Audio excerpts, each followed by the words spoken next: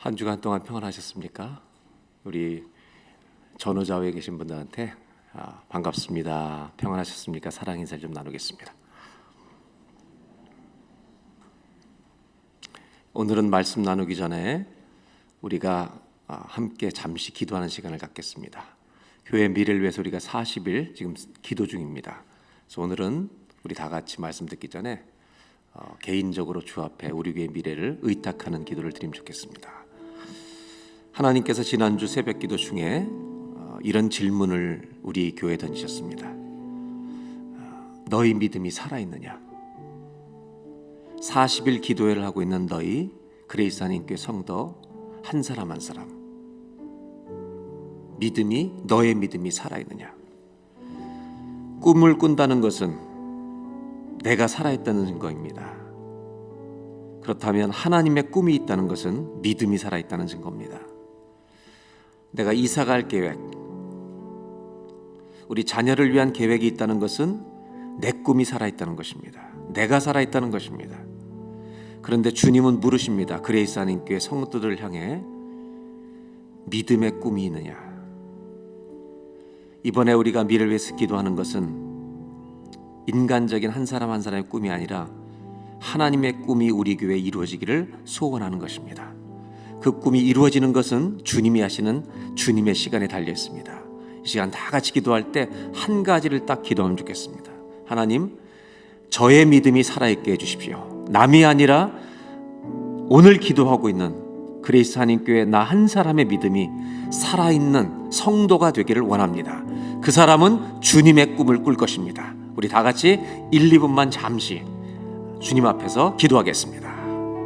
하나님 아버지,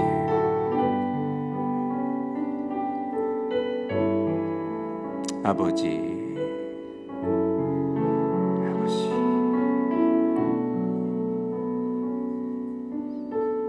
너의 믿음이 살아있느냐 물으시는데 자신의 믿음을 돌아보는 은혜가 있기를 원합니다. 믿음이 살아있는 사람은 하나님 나라의 꿈을 꾸는 사람이 될 것입니다. 믿음의 꿈을 꿀 것입니다.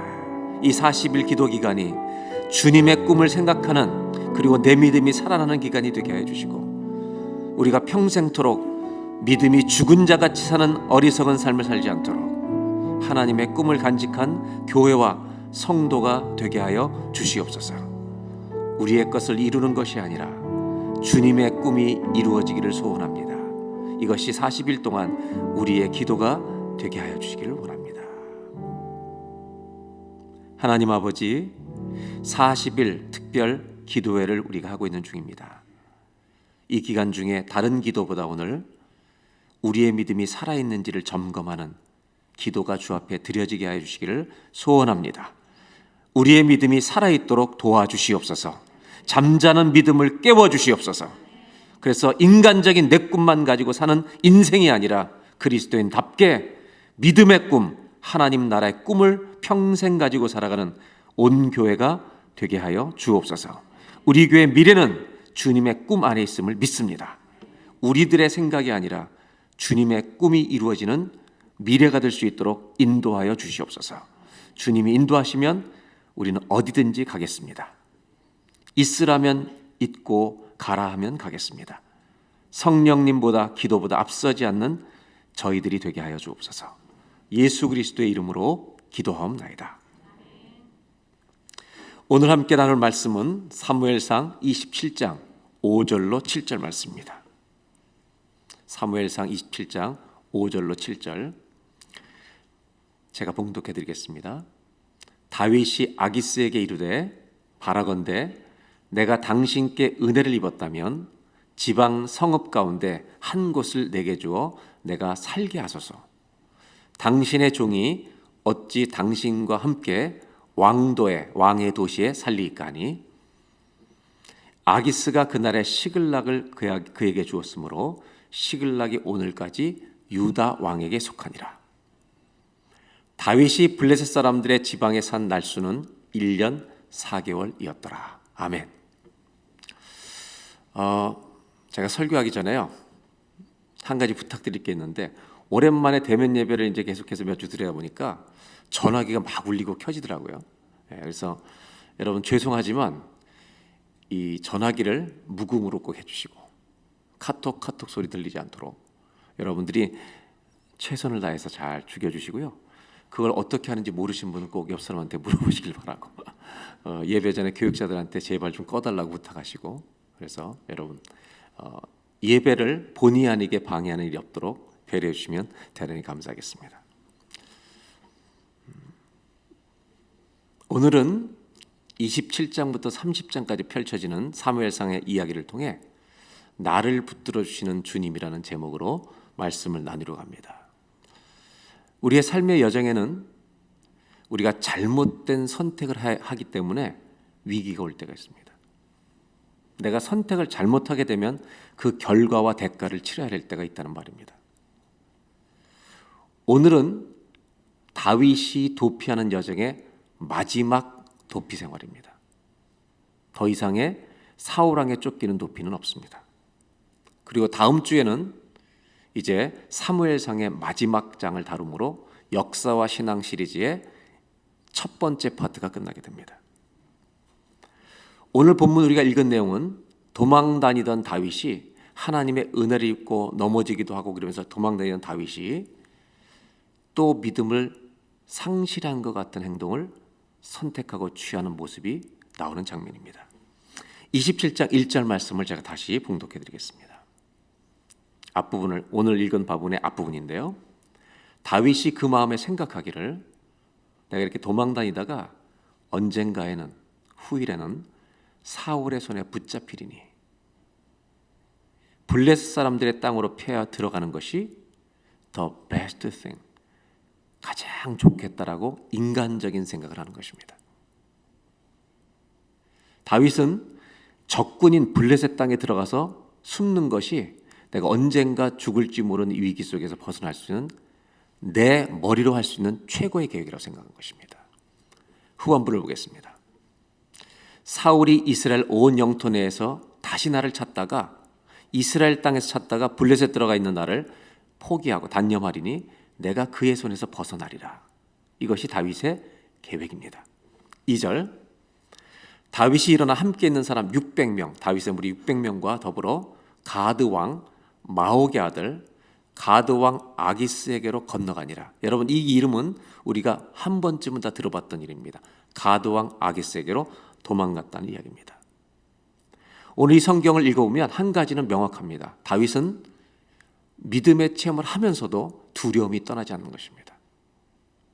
두려움이 지배하면 사람은 인간적인 계획을 쉽게 꾸미게 되어 있습니다. 결국 다윗의 선택은 블레셋 땅으로 들어가 버리는 겁니다. 이 땅에서 어떤 일이 벌어졌습니까? 사실은 21장에 아기스 왕에게 도망간 적이 있었습니다. 21장 10절을 보겠습니다. 이미 몇 년 전에 사울을 두려워해서 가드 왕 아기스에 도망갔던 적이 있습니다. 이때 사람들이 사울이 죽인 자는 다윗이요 천천히요 다윗이 죽인 자는 만만이로다 해서 이 다윗이 우리 땅에 들어왔다는 걸 아기스 왕에게 보고합니다. 그때 이미 다윗은 자기가 죽을 것이 두려워서 침을 흘리면서 미친 짓을 하고 문에다가 낙서를 했던 것을 여러분 다 기억하실 겁니다. 살기 위해서 침을 흘렸던 그런 다윗의 이 추억이 21장에 있었던 바로 그 사람이 가드왕 아기스입니다. 또 한 번 그리로 피했다는 것입니다. 말씀 내리시도록. 여러분, 이런 경험이 있었던 곳인데 왜 또다시 갔을까요? 자기를 다윗인 줄 알아보고 다 사람들이 신고하는 그 블레셋 땅으로 왜 다시 들어갔을까요? 이유가 몇 가지 있습니다. 첫째는 얼마나 두려움이 심했으면 그리로 또 갔겠습니까? 두려움의 크기를 헤아려 볼 수 있습니다. 또 하나는 수년이 흘렀습니다.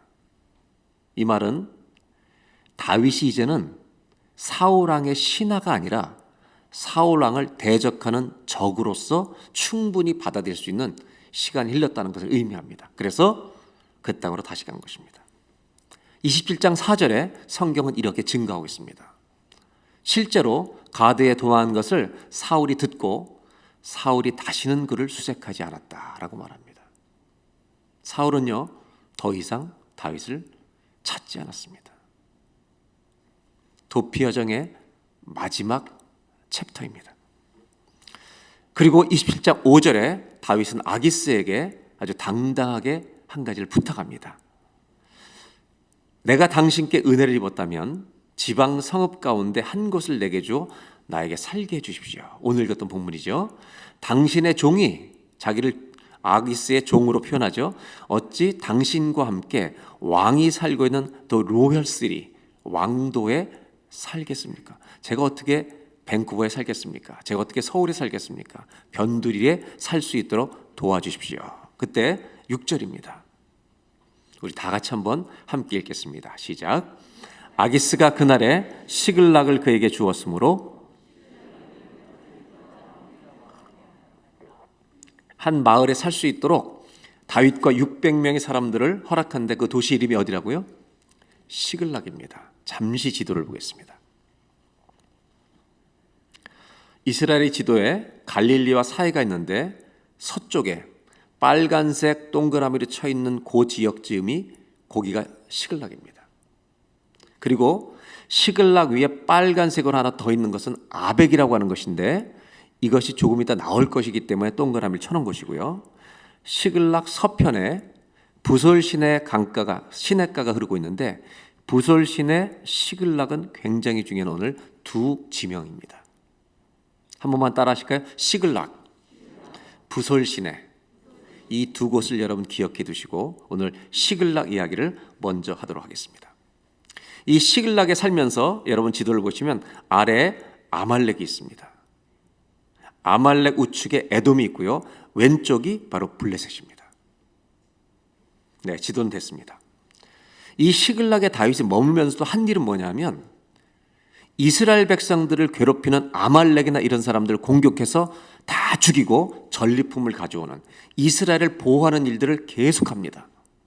그리고 증거가 남지 않도록 다윗이 아말렉을 죽였다는 증거가 안 남도록 사람들을 자기들이 공격하면 전부 죽여버리고 물건을 가지고 전리품을 가지고 돌아오면 아기스 왕에게도 줍니다. 그럼 아기스 왕이 질문을 합니다.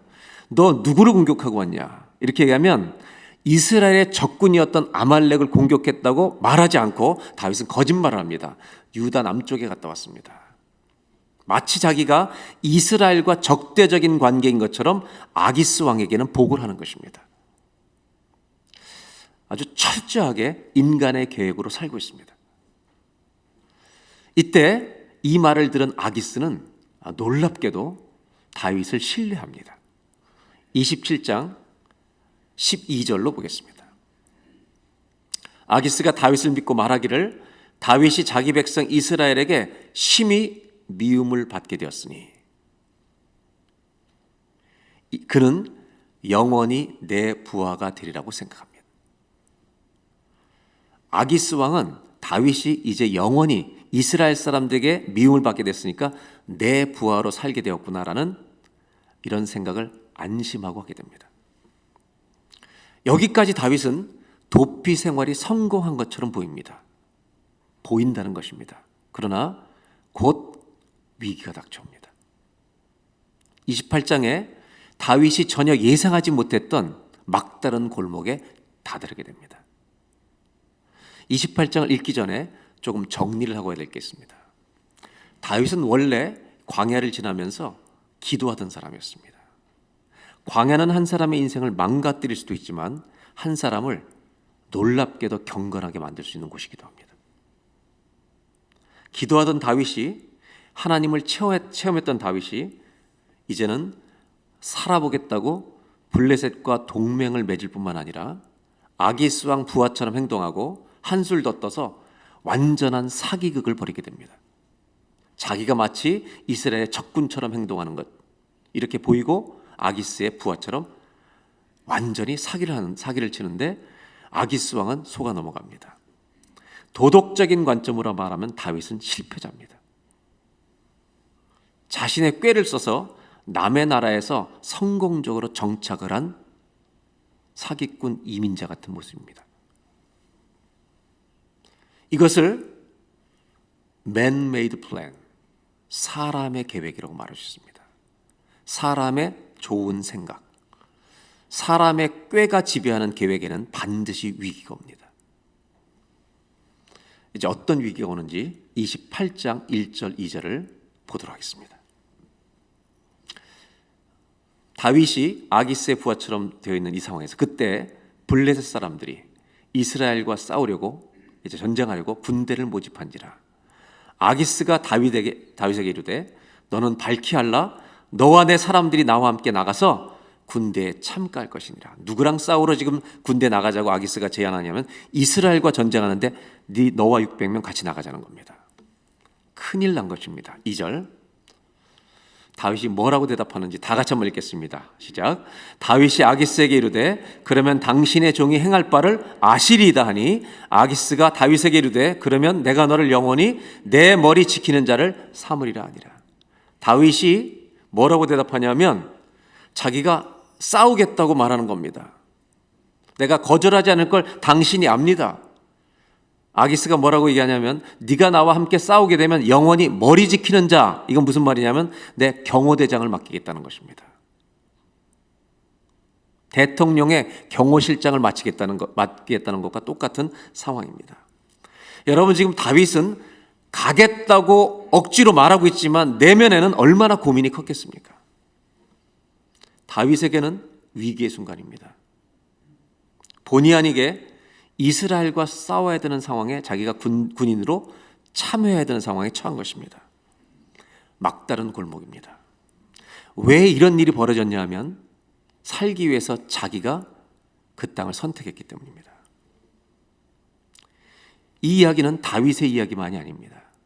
우리도 이렇게 비겁한 선택을 할 때가 삶 속에 종종 있습니다.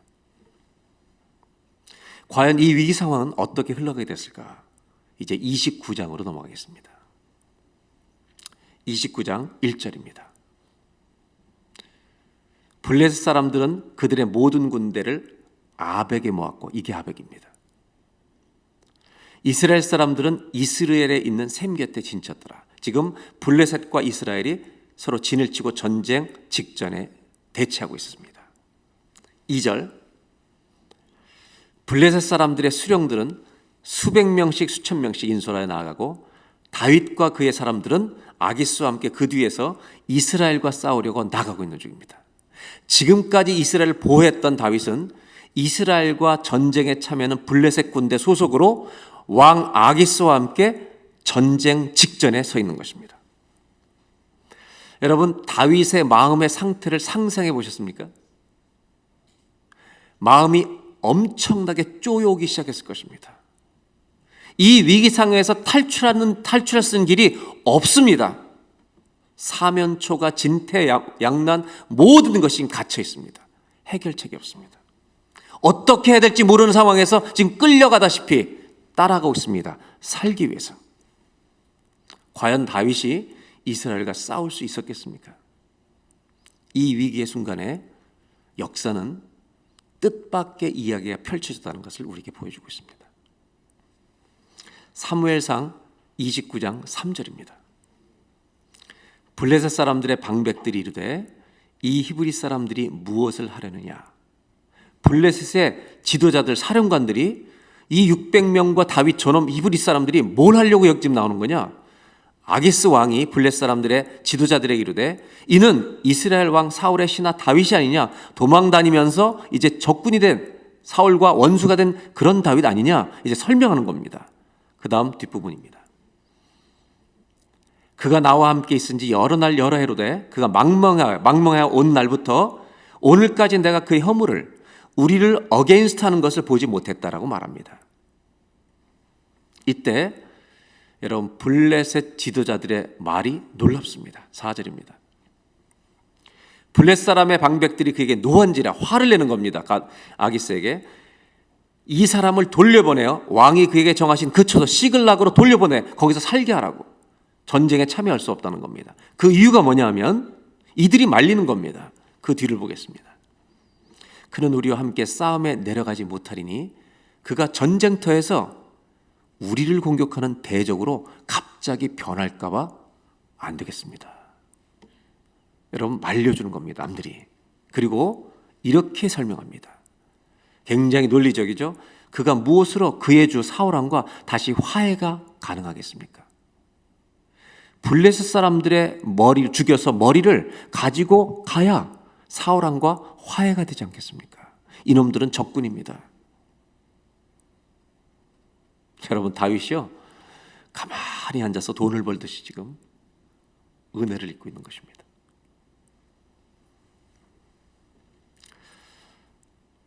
29장 6절입니다.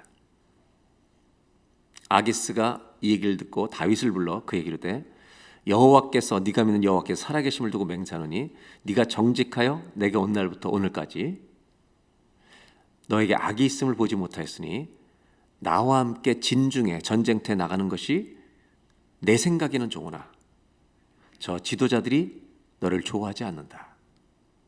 7절입니다. 그러므로 이제 너는 평안히 시글락으로 돌아가서 블레셋 사람들의 수령들에게 거슬러 보이게 하지 말라 하니라. 여러분 이게 웬 은혜입니까 갑자기? 어떻게 자기가 해결할 수 없는 문제였는데 지들끼리 얘기를 해서 돌아가라는 겁니다. 이때 다윗이 한 말은요 아기스 왕에게 대답한 이 말은 아카데미 나무 주연상감입니다. 8절입니다. 자기는 가고 싶은 마음이 없는데 다윗이 아기스에게 이르되 내가 무엇을 하였습니까? 내가 뭔 잘못을 했습니까? 내가 당신 앞에 오늘까지 있는 동안에 당신이 종에게서 무엇을 보셨기에 내가 가서 내 주 왕의 원수와 싸우지 못하게 하시나이까?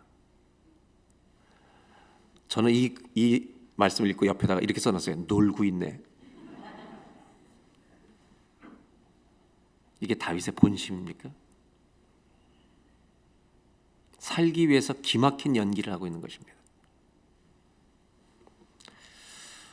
내가 무엇을 하였나이까? 내 주 아기스의 원수인 사울과 싸우러 나가고 싶은데 왜 못 나게 하시는 겁니까? 새빨간 거짓말을 하고 있는 것입니다. 다윗이 너무하는 거 아닙니까 여러분? 미친 척했던 다윗이 너무 심하게 지금 나가는 거 아닙니까? 우리도 살기 위해 이럴 때가 있다는 것입니다. 내가 돈을 조금 더 벌기 위해 이런 짓을 할 때가 있다는 것입니다. 이것은 특별한 일이 아니라 일상적인 일이라는 것입니다. 성경이 보여주는 것은 우리가 그리스도인이 이 세상에서 그리스도인의 품위와 인격을 지키며 살기에 세상이 절대로 만만치 않다는 것을 보여주고 있습니다. 놀랍게도 다윗은 이 위기 상황에서 건짐을 받습니다. 누가 그렇게 한 것입니까? 오늘 성경의 문자를 보면 블레셋 지도자들이 막아준 것입니다. 위기는 다윗이 자초했는데 해결은 적군이 해줬습니다. 정말 블레셋 지도자들이 풀어준 것입니까? 아니면 하나님이 베푸신 은혜입니까? 다윗의 입장에서 이것은 자기가 생각할 수 없던 주님의 은혜를 맛보게 된 순간입니다. 거짓과 사기를 하나님이 동의해 주신다는 뜻이 아닙니다, 여러분. 다윗의 거짓을 하나님 동의하시는 거 아닙니다. 우리가 약해서 세상에서 살기 위해 거짓말하는 것을 주님이 동의하신다는 뜻이 아닙니다. 자신의 연약함 때문에 저질러 놓은 모든 문제 때문에 해결할 수 없을 만큼 깊은 문제에 빠져 있을 때 하나님이 건져주신 것 자체만을 은혜라고 말하는 것입니다. 잘한 것이 전혀 없었던 사람, 받을 자격이 전혀 없는 다윗에게 베푸시는 이 주님의 보이지 않게 나타난 은혜, 이것을 무엇이라고 표현할 수 있겠습니까? 저는 이것을 나를 붙들어 주시는 주님의 은혜라고 밖에는 표현할 수가 없다는 것입니다. 부족하고 넘어지고 쓰러지고 잘못하고 있는, 그래서 저질러 놓은 문제 안에 빠져 있는 나를 끝까지 버리지 않고 붙들어 주시는 주님의 은혜.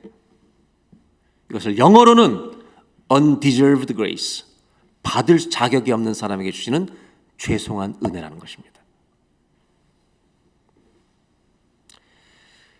잘못하고 있는 다윗이 전쟁터에서 난처해지지 않도록 꺼내주시는 이 은혜를 다윗만 받은 것입니까?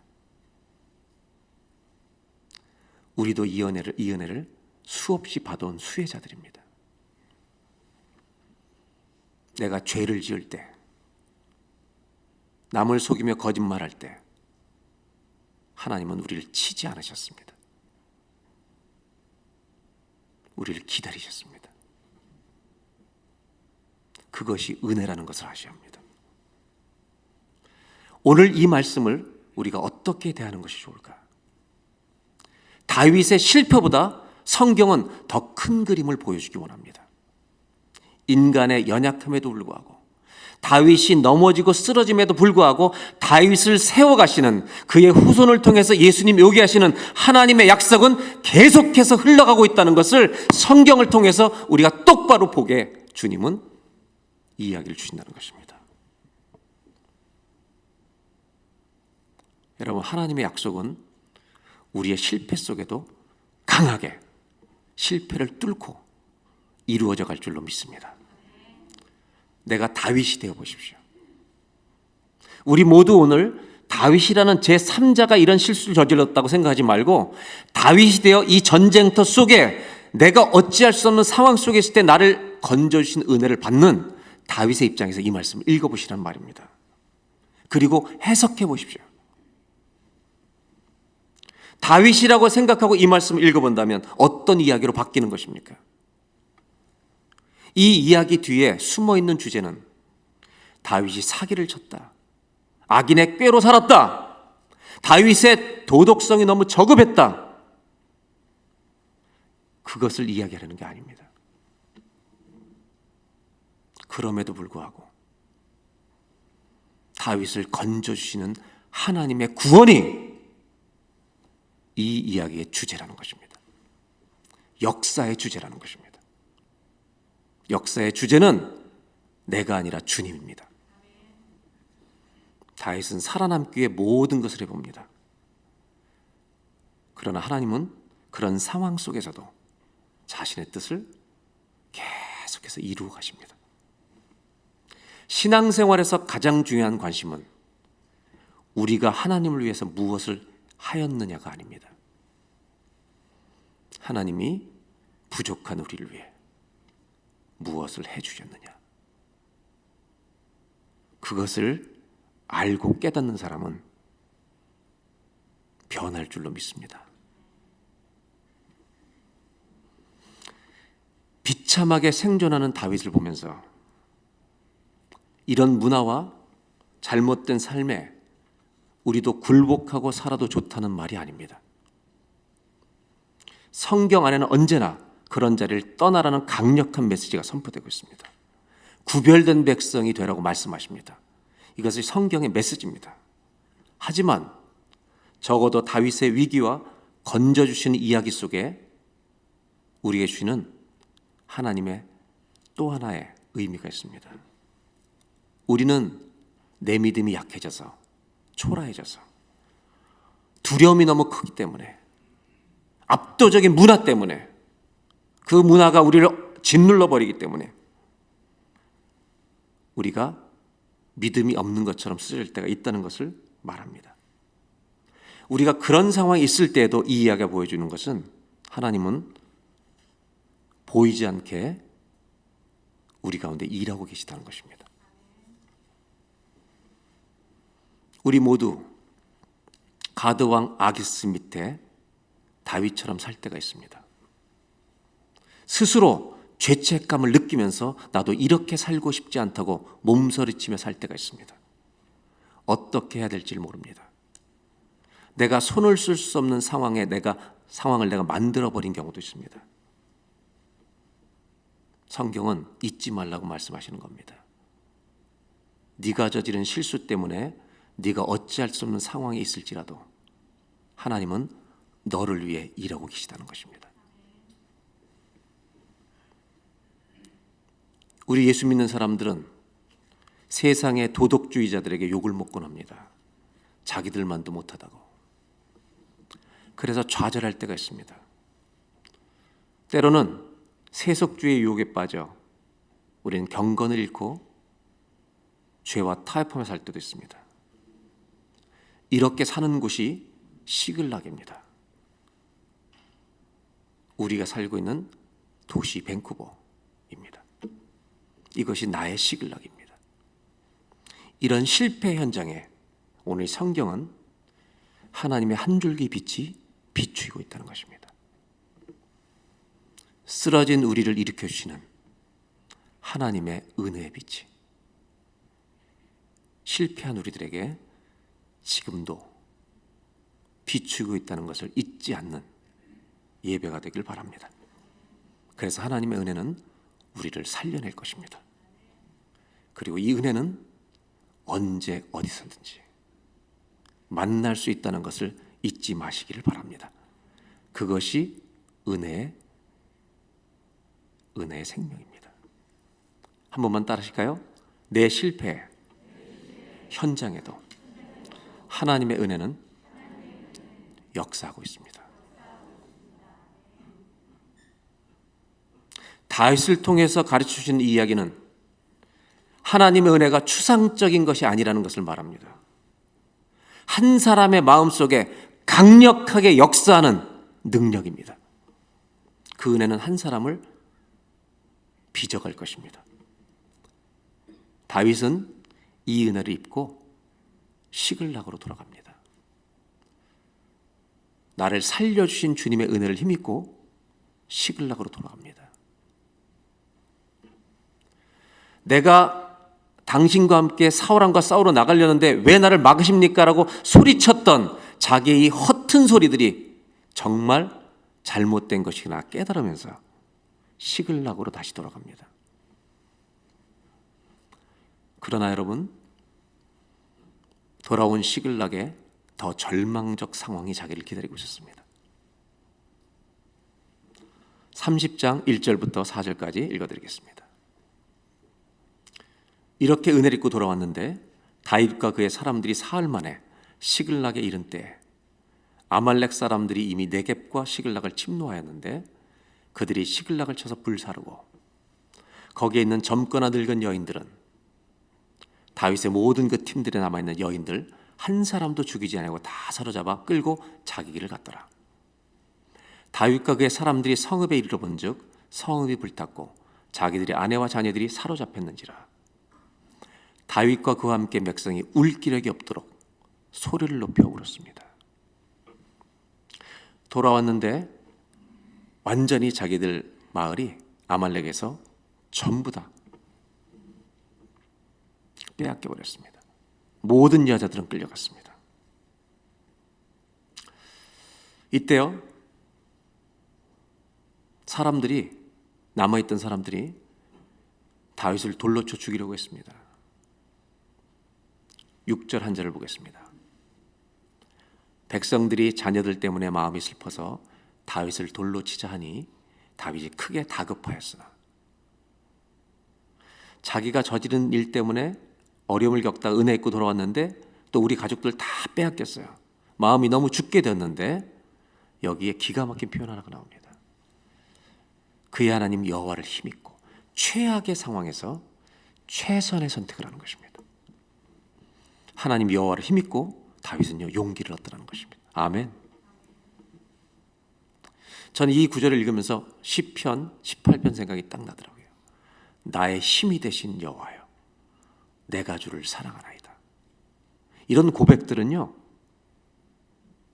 이런 상황에서 터지는 거 아닙니까? 고난과 믿음이 만날 때 시편이 쓰여진다고 말씀드렸잖아요. 기도가 멈췄던 다윗은 다시 기도를 시작합니다. 우리 가족들을 찾으러 가는 것이 맞습니까? 주님은 응답하십니다. 600명을 데리고 추격합니다. 그리고 이 이야기는 이렇게 마무리가 됩니다. 9절입니다. 이에 다윗과 또 그와 함께한 600명이 가서 부솔시내에 이르러 부솔시내가 나옵니다. 이제 시글락을 지나서 부솔시내가에 도달해서 뒤떨어진 자를 거기 머물게 해주되 너무 많은 사람들이 지쳤습니다. 10절입니다. 곧 피곤하여 부솔시내를 건너서 저 사람들 다 우리 가족들을 찾으러 가기 위해서 애를 쏟는 600명이 가다가 지친 사람 200명은 부솔시내가에 머물게 합니다. 400명만 데리고 쫓아갑니다.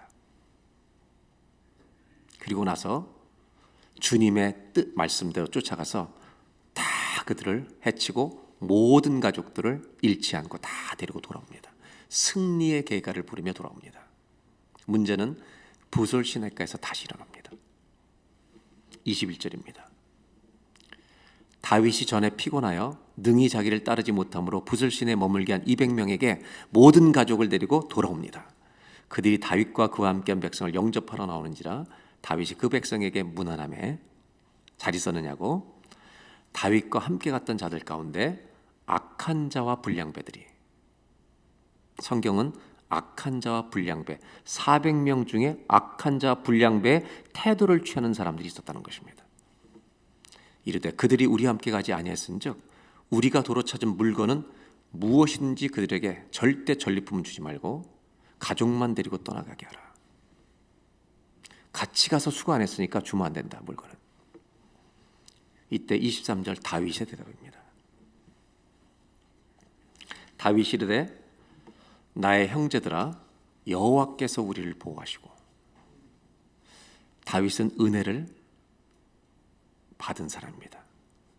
우리를 치러온 그 군대를 여호와께서 우리 손에 넘기셨은즉 이 모든 전리품은 우리의 힘으로 얻은 게 아니라 주의 은혜로 받은 것이다.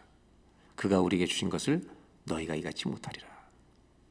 24절 이 말을, 이 일에 누가 너희에게 듣겠냐? 너희처럼 욕심 부리는 말을 누가 듣겠느냐? 전쟁에 내려갔던 자의 분깃이나 소유물 곁에 머무르면서 기다렸던 200명 분깃이 동일할지니 같이 분배할 것이니라. 이렇게 대답하고요, 똑같이 나눠주고 이것이 구약의 율례가 되었다고 성경이 기록합니다. 다윗의 결론은 확실합니다. 하나님 주신 은혜는 똑같이 나눠야 합니다. 은혜이기 때문에 은혜로 대하는 것입니다. 이 갈등 속에서 다윗이 대답하는 이야기를 보면서 저는 예수님의 비유가 생각났습니다. 아침부터 일한 사람, 늦게 와서 일한 사람에게 약속한 대로 한 데나리온씩 주시는 그 주인을 예수님은 천국은 이와 같다고 말씀하셨습니다. 우리는 안 된다고 얘기합니다. 저 사람에게는 그거 주면 안 된다고. 다윗의 고백 속에 예수님의 사랑이 조금 보입니다. 이것은 다윗이 받을 수 없는 은혜를 받은 열매가 아닐까 생각합니다. 다윗은 함께 끝까지 싸웠던 동료들이 저들을 도우면 안 된다고 말하고 있는 압력에 그 압력에 못 이겨 그 사람들의 편에서는 비겁함을 다시는 취하지 않습니다. 힘들어 지친 사람까지도 우리가 먹여야 될 사람으로 여기는 이 600명의 목회자로 섭니다. 다윗이 어떻게 이렇게 넉넉한 은혜를 베풀까요? 한 번만 따라 하실까요? 은혜를 받은 사람이 은혜를 베풀 수 있습니다. 다윗은 예수님의 사랑을 우리에게 보여주고 있습니다. 무조건 살겠다고 도망쳤던 다윗은 힘들어 지친 사람을 돌보는 자리에 서 있습니다.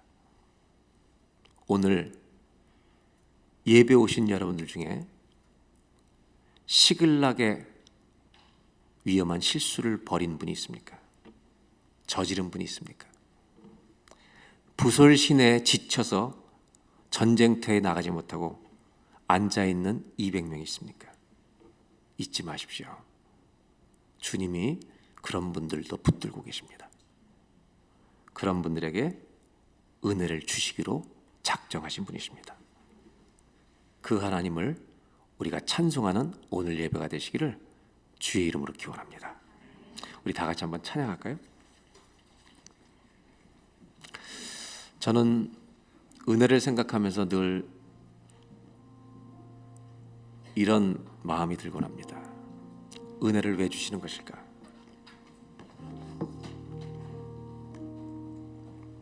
은혜를 왜 주시는 것일까? 도대체 이 은혜를 베푸시는 목적이 뭘까? 많은 이유가 있는데 그 중에 하나는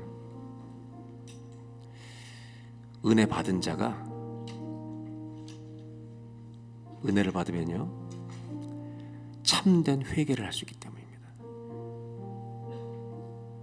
은혜 받은 자는요 돌이킬 수가 있습니다. 오늘 사랑도 받으시고 돌이키는 은혜도 있기를 주의 이름으로 기원합니다. 우리 다 같이 다윗이 의지했던 하나님을 함께 찬양하겠습니다.